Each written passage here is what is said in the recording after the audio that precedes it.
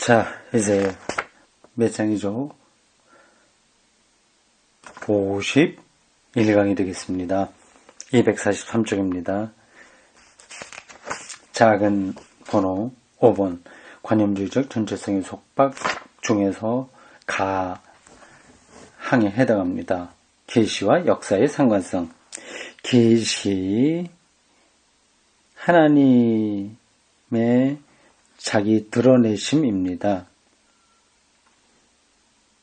하나님이 자연으로 계시하시냐,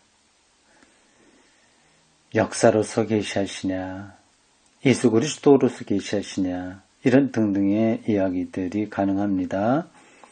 그게 다 포함되는 거죠. 어디에 포커스를 놓느냐에 따라서 그 계시론의 성격이 조금씩 달라집니다. 요 가 항목에서는 역사에 포커스를 놓는 거죠. 계시와 역사의 상관성. 역사요. 여기에는 많은 것들이 들어가 있겠죠. 보통 기독교를 역사적 종교 얘기하지 않습니까? 그 말은 또 역사적 종교가 아닌 게 있다고 하는 뜻이죠. 불교 같은 데에서는 그 역사성이 좀 떨어집니다. 그들은 늘 지금 이 순간에 어떤 깨달음을 얻느냐 하는 게 중요하죠. 자기 속에 있는 부처를 깨달으면 이제 열반의 세계에 들어간다고 하지 않습니까? 근데 기독교는 자기 지금 이 순간에 깨달음에 초점이 있는 게 아니라 지난 날부터 지금까지 쭉 계속된 역사에 초점이 있는 거예요. 그래서 아브라함의 하나님, 이삭의 하나님, 야곱의 하나님 이렇게 얘기하는 거죠. 역사를 중요하게 생각합니다. 이거는 이제 서양의 세계관과 동양의 세계관 사이의 차이하고도 연관됩니다. 계시와 역사의 상관성. 관념주의적 전통. 관념. 실제하고 대립되는 겁니다. 관념주의적 전통, 특히 셜링의 전통을 따르는 폴 틸리히의 작품은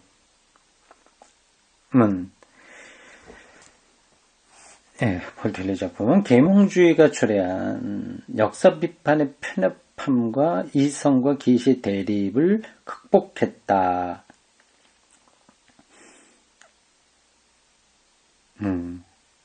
필테처럼 틸리히는 계몽주의적 이성을 그 이성의 전제에 비추어 검토하고, 틸리히는 개신교 신학자입니다. 대표적인 미국 신학자예요. 그 이성의 깊이와 심연을 수고한다. 이성의 깊이는 그 자체로서 이성이 아니고 이성의 바탕에 있으면서 이성을 통해 분명히 드러나는 것, 다시 말해 아름다운 정의 그리고 사랑의 이념을 나타낸다. 틸리의 어떤 책인가요? 잠깐 각주 어디 나오는가 확인해 볼까요? 자, 16, 15, 16 봅시다.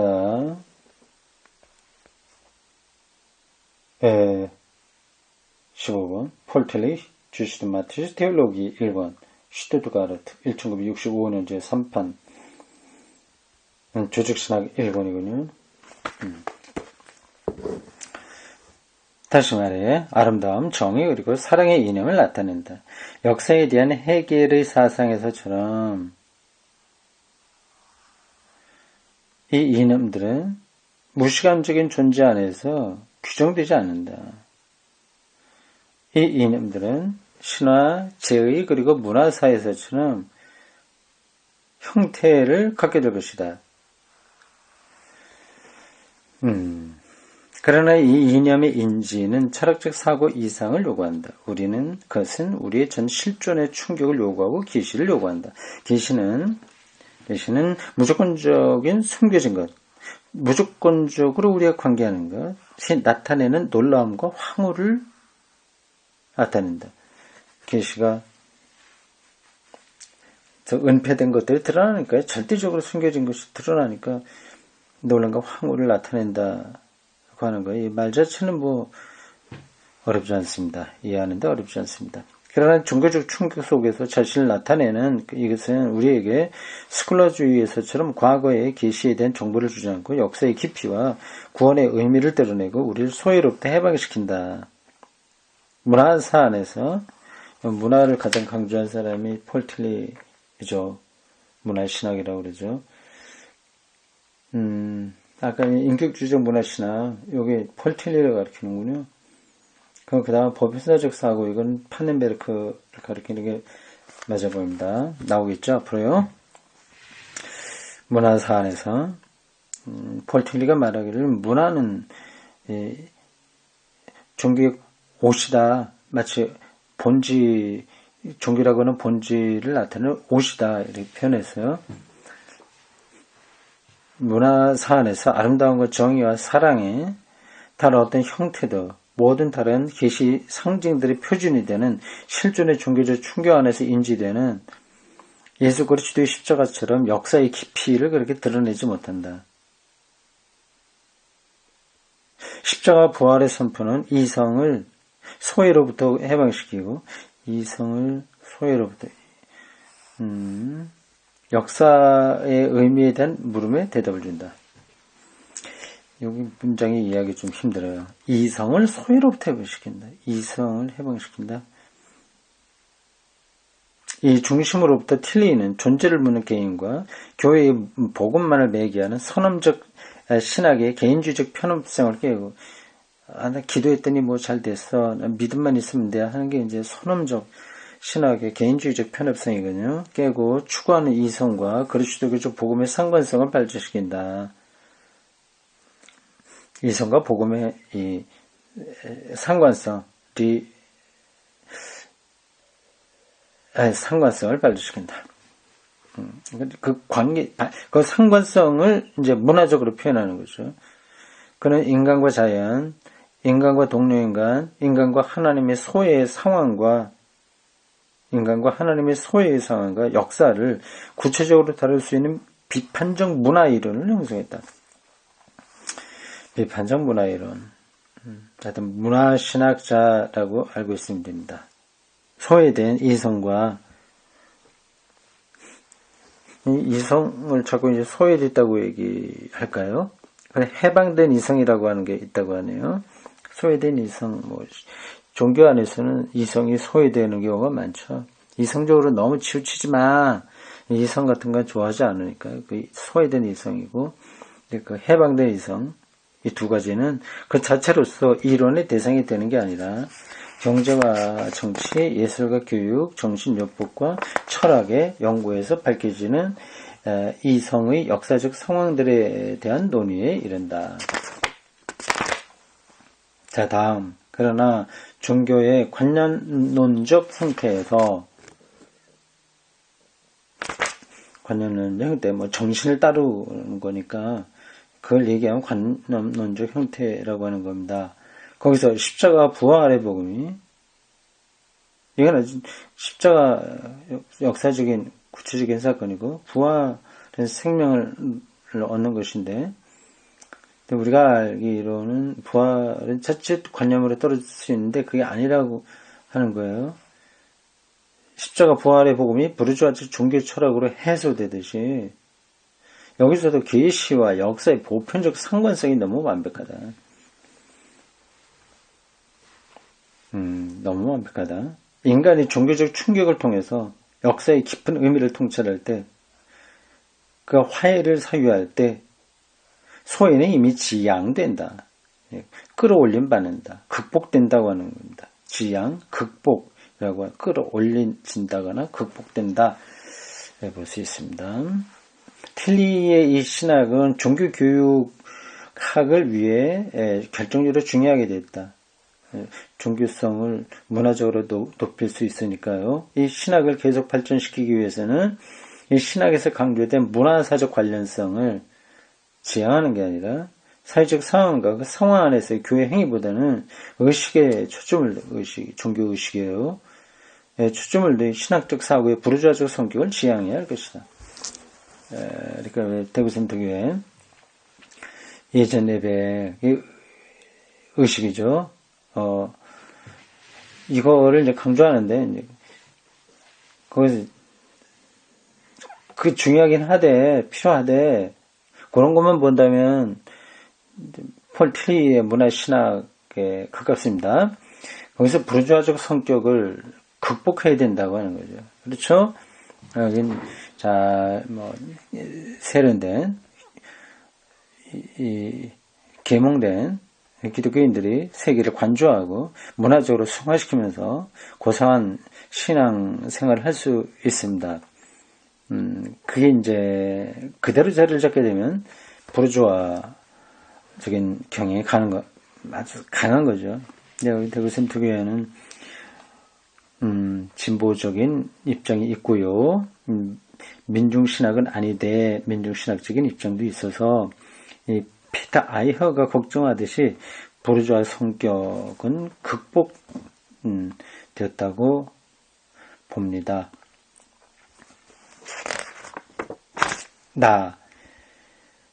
나항 대화적 사고 1차 세계대전의 정치적, 사회적, 그리고 윤리적 파국 이후에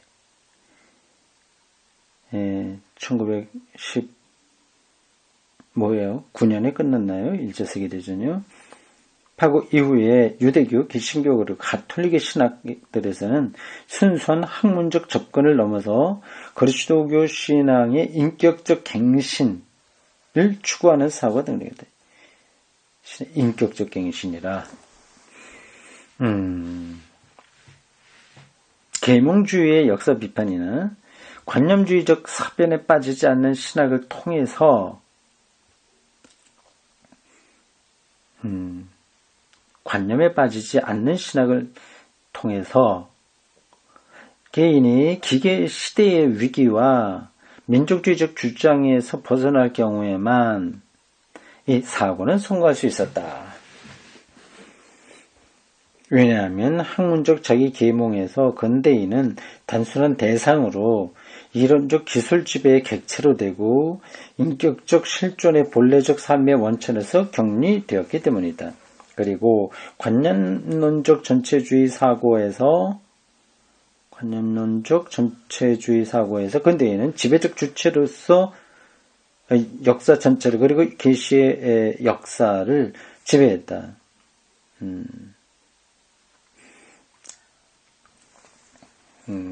이런데 바탕을 두고 나중에 히틀러의 전체주의, 이탈리아 누굽니까? 이탈리아는 현대에서도 전체주의가 지배를 하게 되죠. 기술적, 체계적 사고를 통해서 모든 것을 처리했던 근대인은 1차 대전에서 자기 힘의 붕괴와 불안하고 차가운 주체들의 허무주의적 위기 앞에서 어쩔 줄 모르게 되었다.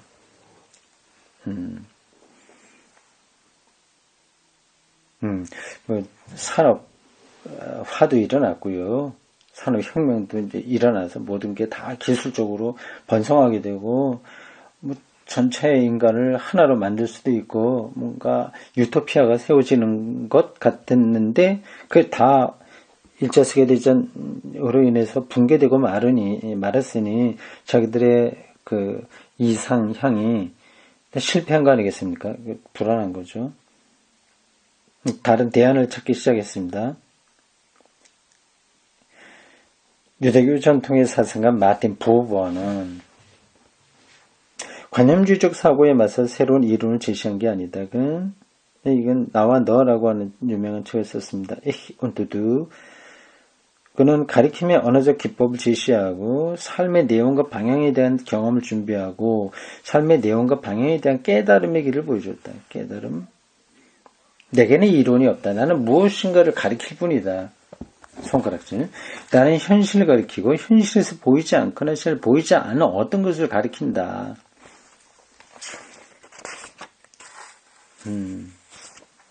이걸 그래서 대화적 사고라고 작은 제목을 붙였습니다. 자아실현에서는 자기를 실현하는 거죠. 그건 구원입니다.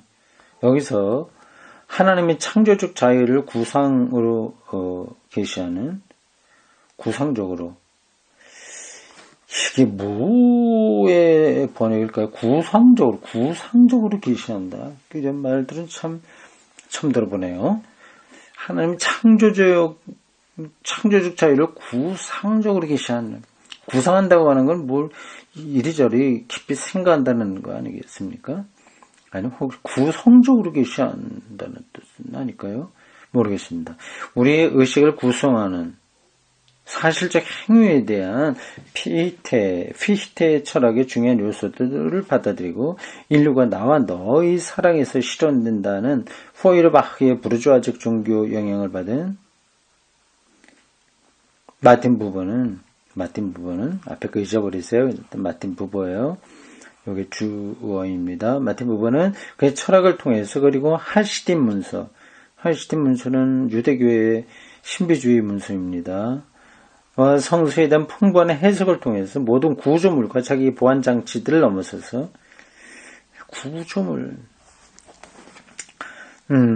인간들이 그들의 삶의 이러한 현실에 이를 수 있는 자리로, 인간관계의 자리로 인격적 만남의 공간 안에 있는 나와 너의 현실로 인도했다. 나와 너의 현실, 그 핵심입니다. 마틴 부버는 이런저런 여러 가지 종교적인 자료를 근거로 해서 나와 나의 현실로 사람들을 끌었다. 이건 마치 신앙에서도 이거저거 복잡하게 생각할 거 없어. 하나님과 나와의 인격적 관계만 잘하면 돼. 이런 거 비슷한 거죠. 근데 그래서 반해서 그것만이 되는 거냐, 이 세계의 이 불의에 대해서 우리가 어떻게 저항할 거냐 하는 것도 봐야 되지 않냐, 이렇게 주장도 가능하죠. 하나님에 대한 단순한 말이나 자연에 대한 기술 지배와 마찬가지로 인간에 대한 말은 삶의 계시적 경험으로 인도하지 못한다. 계시적 경험, 하나님 경험이라는 뜻입니다. 어떤 근원적인 것에 대한 깨달음의 경험인 거예요. 인간은 자신의 인격적 관계의 양식을 깨달을 수 있고 너와 자아와의 만남 속에서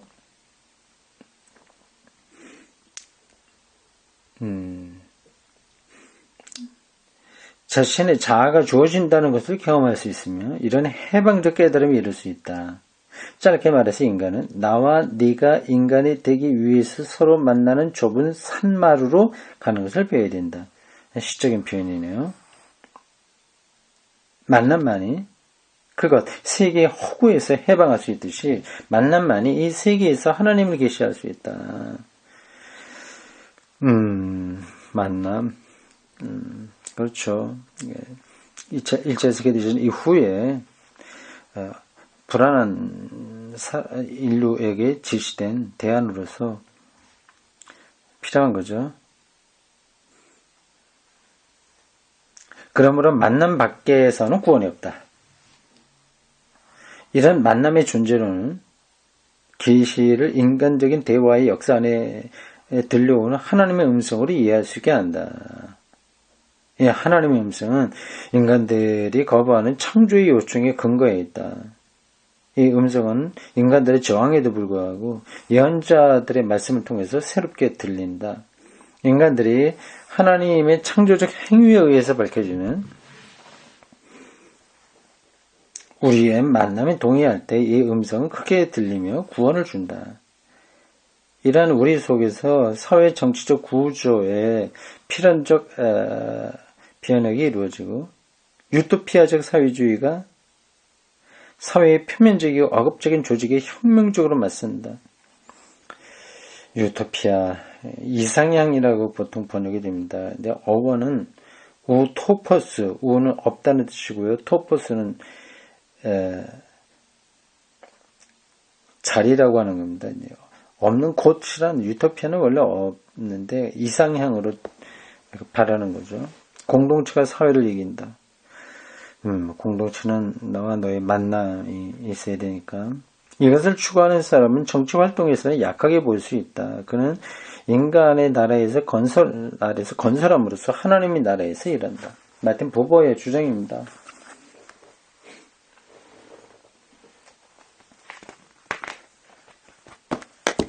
자, 대화적 사고를 우리가 따라가겠습니다. 245쪽 맨 아래 줄이에요. 같은 상황에서 그리고 체계적 사고와 근대 기술적 근대, 모던하고 기술적으로 테크놀로지칼하게 조성된 현실에 대항해서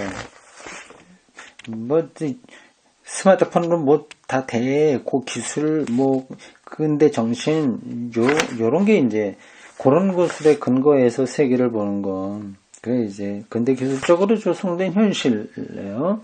대항해서 관념적 단서들을 계속 발전시킴으로써 로마노 구아르디니는 이 사람은 해방 신학자 같아요. 생생한 만남의 영역에서 신학적 수사학을 통해서 계시를 말하려고 했을 뿐만 아니라 교회 공동체 형성을 통해서 계시를 경험할 수 있도록 하려고 했다. 근데 말기에 구아르디니 해방 신학자인가? 잘 모르겠습니다. 그런데 말기에 기술적으로 왜곡된 현실 속에서 기술적으로 왜곡된 현실 인간이 도구화되는 거죠. 기술 만능주의인 거죠. 그런 예배의식과 청년운동을 통해서 그리스도교적 신앙을 자신의 삶으로 하나님의 고유한 자인 예수 그리스도를 다시 인격적으로 만날 수 있는 삶으로 돌아가게 하려고 노력했다. 이것도 다 이 사람도 대화적 신앙을 주장했던 사람이군요. 마텐부바는 유대교고요. 유대교인이고 바로 얘기한 구아르디니 이 사람은 가톨릭이고요. 이제 개신교에서는 특히 프리드리히 고가르텐이 수사학적 열정을 가지고 수사학적 열정 아름답게 표현하려고 하는 열정이라는 뜻이겠죠. 피히테에 의지해서 시대와 시대 사이에 시대와 시대 사이라고 하는 잡지를 이야기하죠. 찌비션 된 짜이텐이라고 하는 잡지일 겁니다. 1차 세계대전에서 부르주아 문화의 붕괴와 다가오는 성찰의 시대 사이의 상황을 신앙의 결정적 위기 상황으로 단정했다. 위기. 19세기의 과학적이고 부르주아적인 생활문화는 그에게 결정적으로 해체된 것으로 보였다. 이 문화 대신에 죄인들의 공동체로서 하나님의 말씀에 따라서 새로운 길을 걷는 공동체가 나타나야 된다는 것이다. 이거는 바르트의 관점하고도 같습니다. 고가르텐에 따르면 이 다 말씀 신학자의 서클에 속합니다. 유기의 신학자라고도 하고요.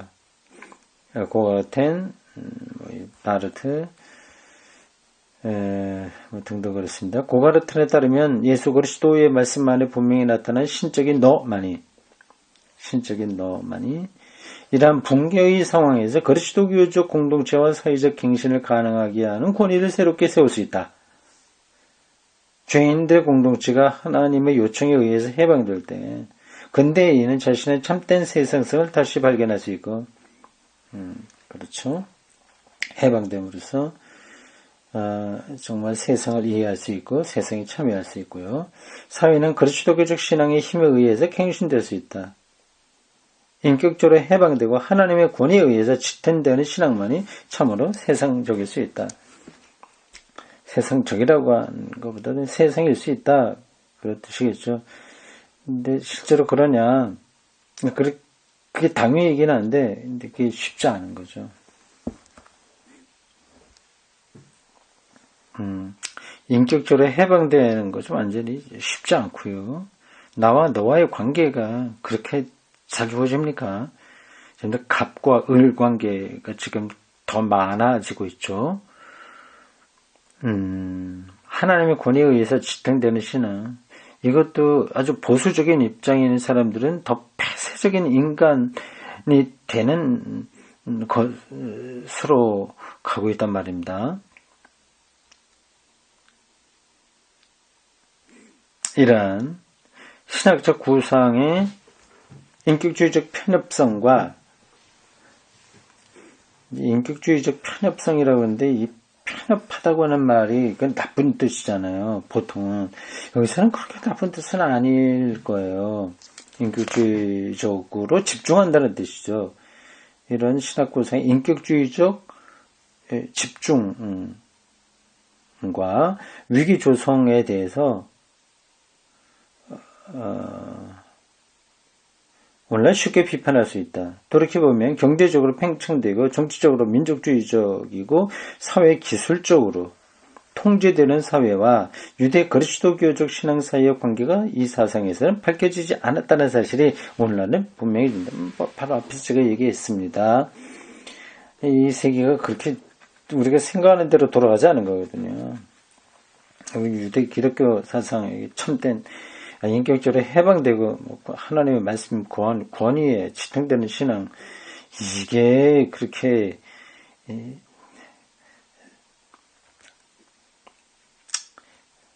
쉽게 될 수 없는 거죠. 대안적 공동체가 사회를 혁명할 수 있다는 대화적 공동체의 대화죠. 혁명할 수 있다는 부보의 무정부주의적 표상, 근대에 대한 구하르드니의 내용막한 비난과 교회 운동을 통한 서구의 갱신에 대한 그 희망, 그리고 세속화된 사회 전체가 그리스도교적으로 돌아올 수 있다는 고가르드는 신앙, 이 세 가지 유대교, 가톨릭, 개신교 각 대표자로 이렇게 거론된 이 신앙, 이 모든 것들을 오늘날 복합적인 사회 발전에 비추어 볼 때 종교적 견지에서 전체 사회를 갱신하려는 시도들로 보인다. 사회 세상을 새롭게 보려고 하는 시도는 분명하죠. 이런 사상들이 관념주의의 전체주의적 사고와 절대정신이 지배하는 미래 세계를 꿈꾸는 것, 이게 관념주의적 전체주의라고 하는 거거든요. 그러니까 헤겔의 철학이 자칫 이제 잘못 사용되면 이런 전체주의로 나가게 되는 거죠. 이러한 관념주의의 전체주의적 사고와 부르주아적 사랑 이데올로기에 얼마나 사로잡히는지를 분명히 알 수 있다. 부르주아적 사랑 이데올로기, 나이브한 거죠. 부르주아적인 유산자 계급의 사랑 이념. 그렇게 사랑하면 돼. 뭐 이런 식으로요. 서울의 큰 부자교회 사람들, 하나님 우리를 축복하셔서 그러니까 우리도 나가서 가난한 사람 도우고 그렇게 살아야 돼. 뭐 이런 것들이 다 부르주아적 사랑 이데올로기인 거거든요. 열로 이제 빠질 수 있는 거죠. 참 쉽지 않은 겁니다. 기독교 신앙이라고 하는 게 말이죠. 그러나 근대적 위기 상황에 대한 이러한 신학들의 감수성은 필요한 거예요. 기술, 사회 이런 쪽으로만 나가는 것의 한계를 보고 나와 너의 관계, 대화 필요하다고 하니까 그 감수성은 중요한 거 아니겠습니까?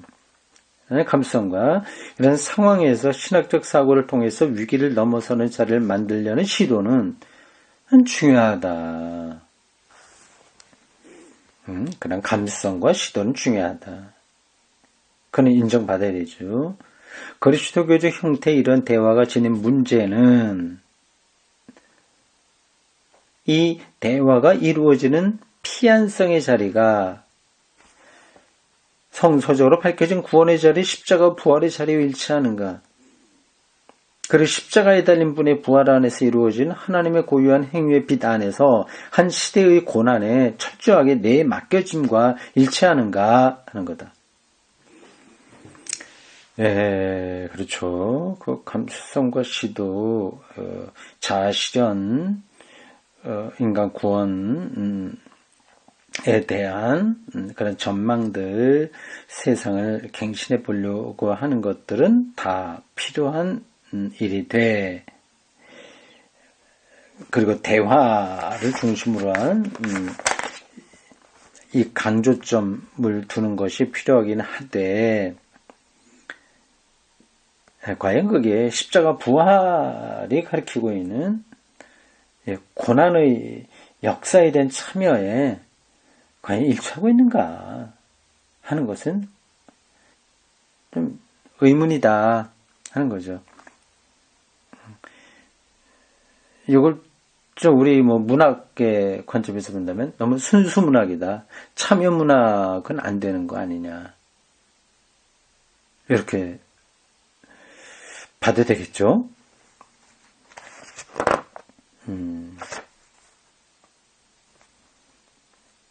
예, 여기까지 보겠습니다.